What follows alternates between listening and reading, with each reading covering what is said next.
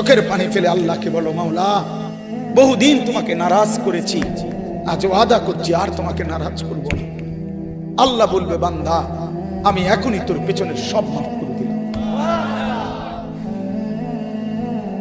আল্লাহ বলে, বান্দা তুমি যদি রাত্রে আসো আমি রাত্রেই আসবো, তুমি যদি দিনে আসো আমি দিনেই আসবো। গুনাহ নিয়ে আসবা মাফ চাইতে রাতে, আমি আল্লাহ মাগফিরাত নিয়ে আসবো রাতে। তুমি আসবে যখন আমি আসবো তখন। তুমি আসবা এক বিগত, আমি আসবো এক হাত।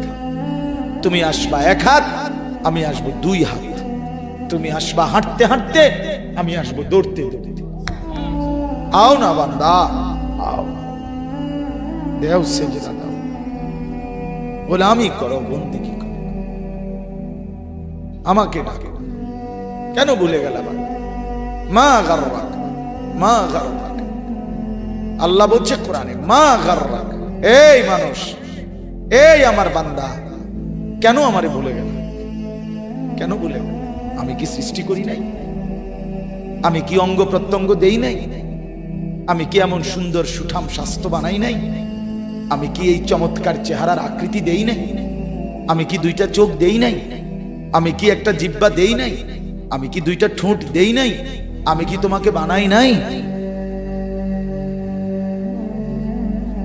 বলে বলো না ছেলেরা, উত্তর দাও ভাই। রাত গভীরে উত্তর দাও। গভীর রাত, এখন কোটি কোটি মানুষ ঘুমায় গেছে। তুমি এখন বলো ইনসাফের সাথে, কত নারী দেখলে শখ মিটবে? কত উলঙ্গ ছবি দেখলে তোমার তৃপ্তি হবে?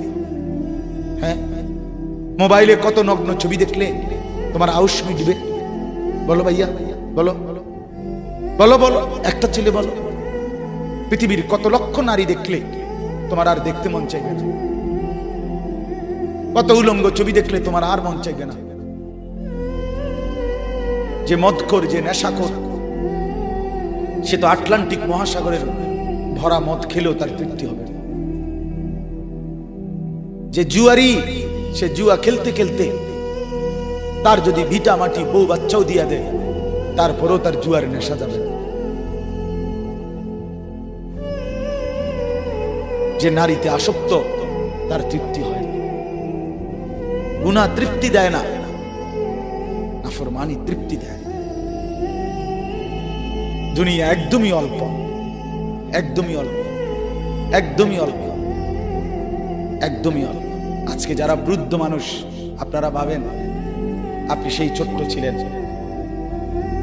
আপনি কিশোর হলেন, তরুণ হলেন, যুবক হলেন, আজ অক্ষম দুর্বল বৃদ্ধ হলেন। আর কয়েকদিন, যে কোনো দিন আপনি কবরস্থান। আজকের যুবক ভাই, তুমি ভাবো, তুমি তো প্রথম দিন যুবক ছিলে না, এক ছোট্ট কোলের বাচ্চা ছিলে। আজ তুমি ধীরে ধীরে তোমার সেই শিশুকাল চলে গেল, কিশোর কাল চলে গেল, তরুণ কালও চলে গেল। তাহলে পিছনের এই সময় যেহেতু গেছে, তো ধরে নাও যৌবন কালও চলে যাবে। কোন সন্দেহ, কোন সন্দেহ। বন্ধু আমার, নষ্ট হইও না, নষ্ট হইও না।